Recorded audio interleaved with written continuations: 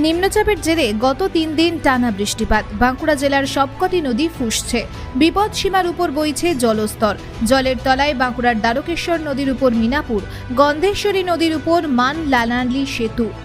গত 3 দিনের টানা বৃষ্টির জেরে জল বাড়ল বাঁকুড়া, দ্বারকেশ্বর, গন্ধেশ্বরী, শিলাবতী, বৈরব, বাকি, শালী সহ বিভিন্ন নদীতে। বিভিন্ন নদীর জলস্তর বাড়তে থাকায় বেশ কিছু কজওয়ে, নদী, ব্রিজ জলের তলায় চলে গিয়েছে ইতিমধ্যেই। বাঁকুড়ার দ্বারকেশ্বর নদীর উপর মিনাপুর সেতু, গন্ধেশ্বরী নদীর উপর মানকানালি সেতু, শিলাবতী নদীর উপর বাঁকুড়া শিমলাপাল 9 নম্বর রাজ্য সড়কের উপর থাকা শিলাবতী নদীর সেতু জলের তলায়। এর ফলেই বাঁকুড়া ঝাড়গ্রাম যাতায়াত বন্ধ।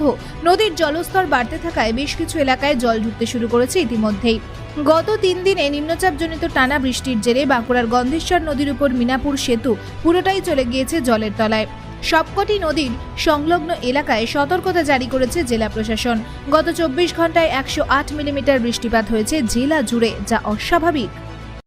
এই পরিস্থিতি হলে তোমার ঘর বাড়িও ডুবে যাবে। আজকে নদীর কি অবস্থা?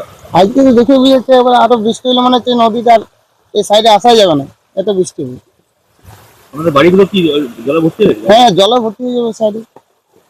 এখানে একটা কলেজ ছিল না বিনাপুরে, এটা কি হলো? ব্রিজ ডুবে গেছে। তুমি ব্রিজে ঢুকে গেছে? হ্যাঁ, পুরো ব্রিজ ডুবে গেছে। ওপরের বাসিন্দারা কিভাবে আসতে হবে?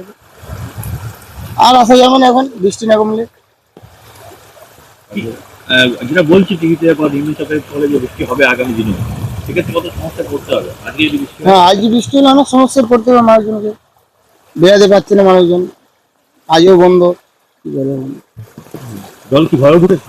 হ্যাঁ হ্যাঁ, ঘর থেকে ঢুকবে তো, ঝড় বৃষ্টি হলে তো জল বাড়িতেও ঢুকবে। আর কিছু অবস্থা খুবই খারাপ। কাল সারা রাত বৃষ্টি হয়েছে, অবস্থা খুবই খারাপ। ঘরদুয়ার ভেসে যাচ্ছে। পাশাপাশি নদীর পাশে যারা বা ঘর করে আছে তাদের অবস্থা খুব ভয়াবহ। এরকম যদি বৃষ্টি হয় মনে হয় যে কালীবেলা মিনাপুর শ্মশান, আমাদের শ্মশান ঘাট, বাসি এগুলো ডুবে যাওয়ার ব্যবস্থা হয়ে যাবে। এখানে ব্রিজটা কি হলো? ব্রিজটা জলে ডুবে গেছে, কিছু দেখা যায় না। প্রচুর মানুষ এই রাস্তাতে যাতায়াত করতো।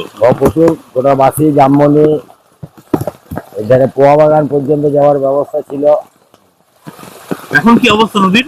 এখন অবস্থা খুব ভয়াবহ। এই তো দেখতে পাচ্ছেন তো, পুরো ডুবে গেছে, কানায় কানায় জল। কি করবেন তাহলে এখন যারা যাতায়াত করতে চাইছে তারা? ও ঘুরে ঘুরে যায়, রাজগ্রাম হয়ে যায়, ধরলাম গড়াবাড়ি হয়ে যায়। আজকেও যদি টানা বৃষ্টি হয় সেক্ষেত্রে কি অসুবিধার মধ্যে পড়তে হবে? অবস্থা খুবই ভয়াবহ হবে।